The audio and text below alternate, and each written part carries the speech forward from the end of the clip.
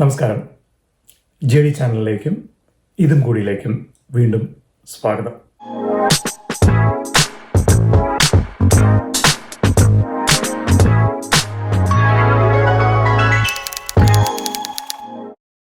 നമ്മൾ മലയാളികൾക്ക് പ്രകൃതിയോട് ഒരു പ്രത്യേക ഇഷ്ടമുണ്ട് അല്ലേ? ദൈവത്തിൻ്റെ സ്വന്തം നാട് എന്ന് നമ്മൾ അഭിമാനത്തോടു കൂടി പറയും. പക്ഷേ ചില കാര്യങ്ങൾ നമ്മൾ അറിയാതെ അങ്ങോട്ട് ചെയ്യാറുമുണ്ട്, അല്ലെങ്കിൽ കണ്ടില്ലെന്ന് നടിക്കാറുണ്ട്. അത്തരം ചില ചോദ്യങ്ങളുമായിട്ടാണ് ഞാനിന്ന് നിങ്ങളുടെ മുന്നിൽ നിൽക്കുന്നത്. ഇതൊരു കുറ്റപ്പെടുത്തലായല്ല, മറിച്ച് നമുക്ക് എല്ലാവർക്കും ഒരുപോലെ ചിന്തിക്കാൻ വേണ്ടിയുള്ള ഒരു അവസരമായി മാത്രം കണ്ടാൽ മതിയാകും. ഞാൻ കുറച്ച് ചോദ്യങ്ങൾ ചോദിക്കാം. നിങ്ങൾ എപ്പോഴെങ്കിലും കടയിൽ പോകുമ്പോൾ സൗകര്യത്തിന് വേണ്ടി പ്ലാസ്റ്റിക് ബാഗുകൾ അല്ലെങ്കിൽ പ്ലാസ്റ്റിക് കവറുകളിൽ മാത്രം സാധനങ്ങൾ വാങ്ങുന്നവരാണോ? ചെറിയൊരു മിഠായി തുലിയോ കുടിച്ചു കഴിഞ്ഞ പ്ലാസ്റ്റിക് വെള്ളക്കുപ്പിയോ എവിടെയെങ്കിലും വലിച്ചെറിയുമ്പോൾ ഇതൊന്നും അത്ര വലിയ പ്രശ്നമുണ്ടാക്കില്ലല്ലോ എന്ന് കരുതിയിട്ടുണ്ടോ?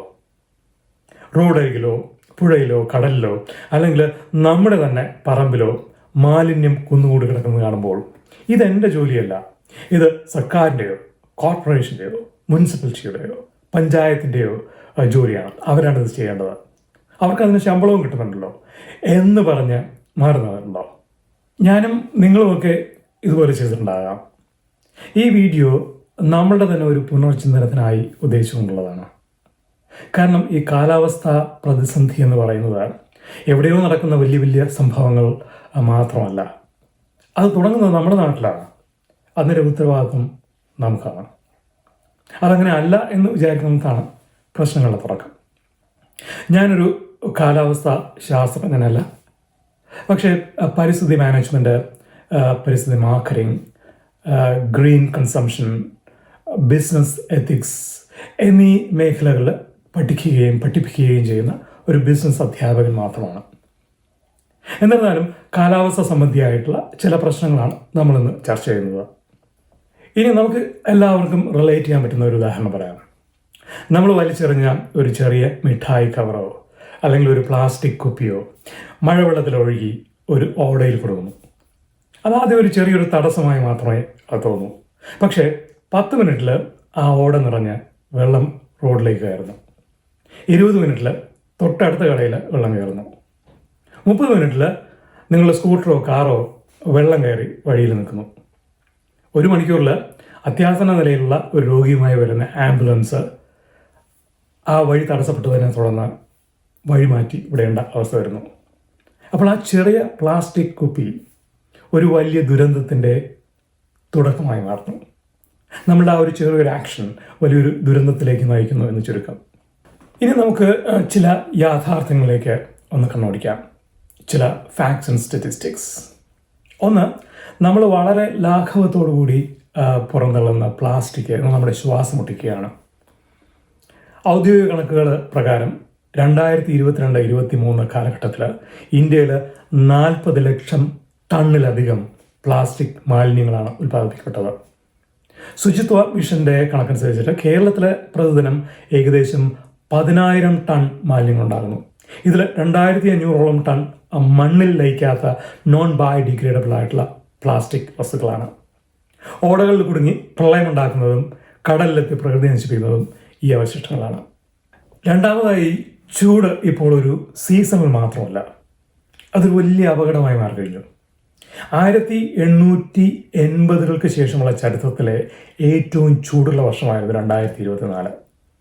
ആഗോള താപനില 1850-1900 പ്രീ ഇൻഡസ്ട്രിയൽ ശരാശരിയേക്കാളും 1.55 സെൻറ്റിഗ്രേഡ് ഉയർന്നിരിക്കുകയാണ്. 2024 കഠിനമായ ഉഷ്ണ തരംഗത്തിൽ ഇന്ത്യയിൽ ഏകദേശം 400-ലധികം പേർ മരിച്ചു.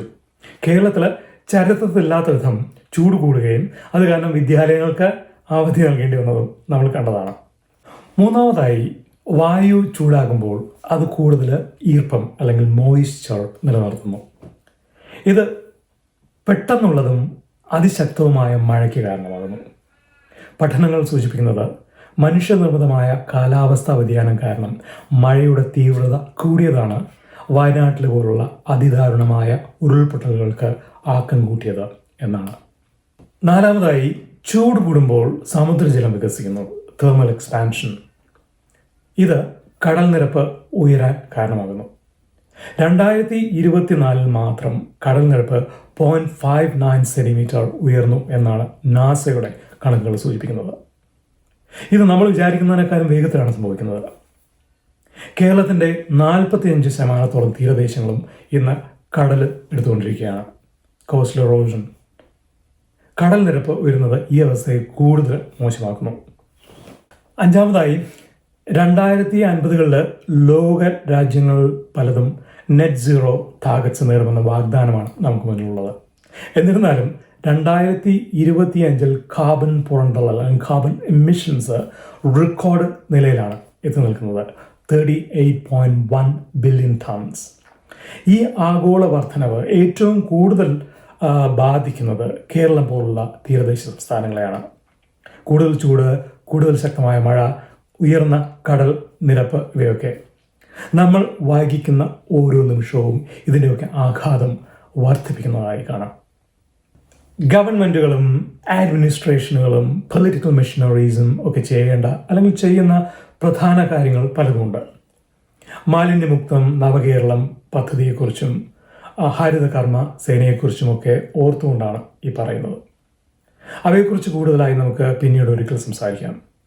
പക്ഷേ ഈ വീഡിയോയിൽ നമ്മൾ സംസാരിക്കുന്നത് നമുക്ക് സ്വന്തമായി എന്തൊക്കെ ചെയ്യാൻ കഴിയും എന്നതിനെക്കുറിച്ച് മാത്രമാണ്. ചുരുക്കത്തിൽ പറഞ്ഞാൽ നമുക്ക് മുന്നിൽ 2 തരം ഭാവികളുണ്ട്. ഇത് നമ്മൾ ഇന്ന് ചെയ്യുന്ന ചെറിയ കാര്യങ്ങളെ ആശ്രയിച്ചിരിക്കും. ഒന്നാമത്തെ ഭാവി മറ്റാരെങ്കിലും ചെയ്യട്ടെ എന്ന മനോഭാവം. ഇവിടെ നമ്മൾ പഴയതുപോലെ തന്നെ തുടരുന്നു. സൗകര്യത്തിന് വേണ്ടി പ്ലാസ്റ്റിക് ബാഗുകളും കവറുകളും വാങ്ങുന്നു. ചിലപ്പോഴൊക്കെ അവ കാണുന്നിടത്തൊക്കെ വലിച്ചെറിയുന്നു. റോഡിലെ മാലിന്യം കണ്ട് ഇതെൻ്റെ പണിയല്ല എന്ന് പറഞ്ഞ് നടന്നു പോകുന്നു. അതിൻ്റെ ഫലം ഓടകൾ നിറയുന്നു, കാനകൾ തടസ്സപ്പെടുന്നു, ചൂട് കൂടുന്നതോടൊപ്പം കടൽ നിരപ്പും ഉയരുന്നു. ഒരു സാധാരണ മഴ പോലും പെട്ടെന്ന് വലിയ പ്രളയമായി മാറുന്നു. പതിയെ പ്രളയവും കടലാക്രമണവും നമ്മുടെ സാധാരണ ജീവിതത്തിൻ്റെ ഭാഗമായി മാറുന്നു. നമ്മൾ സുരക്ഷിതരല്ലാതായി മാറുന്നു. രണ്ടാമത്തെ ഫ്യൂച്ചർ സിനാറിയോ, രണ്ടാമത്തെ ഭാവി, നമ്മൾ ഉത്തരവാദിത്വം സ്വയം ഏറ്റെടുക്കുന്നു. കാര്യങ്ങൾ നമ്മൾ മാറ്റാൻ തീരുമാനിക്കുന്നു. പ്ലാസ്റ്റിക് ഒഴിവാക്കുന്നു. മാലിന്യങ്ങൾ കൃത്യമായി വേർതിരിക്കുന്നു. ഓടകളിലേക്ക് മാലിന്യം തള്ളുന്നത് നമ്മൾ നിർത്തുന്നു. ശരിയായ മാലിന്യ സംസ്കരണ സംവിധാനങ്ങൾക്കായി നമ്മൾ സർക്കാരുകളോട് ആവശ്യപ്പെടുന്നു. സർക്കാരുകൾ കൊണ്ട് അത് നമ്മൾ ചെയ്യിക്കുന്നു. നമ്മുടെ ജീവിത രീതികൾ ശരിയായ മാറ്റങ്ങൾ കൊണ്ടുവരുന്നു. ഇതിനായി നമ്മുടെ രാജ്യം സിംഗപ്പൂർ പോലെയായി മാലിന്യം വലിച്ചെറിയുന്നവരെ ശിക്ഷിക്കുകയും കഠിനമായി ശിക്ഷിക്കുകയും ഒന്നും ചെയ്യേണ്ട ആവശ്യം വരുന്നില്ല. നമ്മൾ സ്വയം മാറിയാൽ മതിയാകും. അതിൻ്റെ ഫലം ഓടകൾ വൃത്തിയായി കിടക്കുന്നു. മഴവെള്ളം വേഗത്തിൽ ഒലിച്ചു പോകുന്നു. നമ്മൾ പ്രകൃതിയെ സ്നേഹിക്കുന്നത് പോലെ പ്രകൃതി നമ്മളെയും തിരിച്ച് സ്നേഹിക്കുന്നു. നമ്മുടെ കുട്ടികൾക്ക് അല്ലെങ്കിൽ ഭാവി തലമുറയ്ക്ക് സുരക്ഷിതമായ ഒരു നാട് ഇവിടെ ഉണ്ടാകുന്നു. നമുക്ക് നമ്മോട് തന്നെ സത്യസന്ധമായ 3 ചോദ്യങ്ങൾ ചോദിക്കാം. സൗകര്യത്തിന് വേണ്ടി ഒരു പ്ലാസ്റ്റിക് ബാഗ് വാങ്ങുമ്പോൾ അല്ലെങ്കിൽ ഒരു പ്ലാസ്റ്റിക് കുപ്പി വലിച്ചെറിയുമ്പോൾ നാം ഏതു തരം ഭാവിയാണ് തിരഞ്ഞെടുക്കുന്നത്? തടസ്സപ്പെട്ട ഓടകൾക്കും പ്രളയത്തിനും ആണോ, അതോ വൃത്തിയുള്ള ഒരു നാടിന് വേണ്ടിയാണോ? രണ്ടാമതായി, ഏതൊരു ചെറിയ കവറോ ബാഗോ അല്ലെങ്കിൽ കുപ്പിയോ ആണെന്ന് കരുതി വലിച്ചെറിയുമ്പോൾ നാം എന്ത് തരം മാറ്റമാണ് ഉണ്ടാക്കുന്നത്?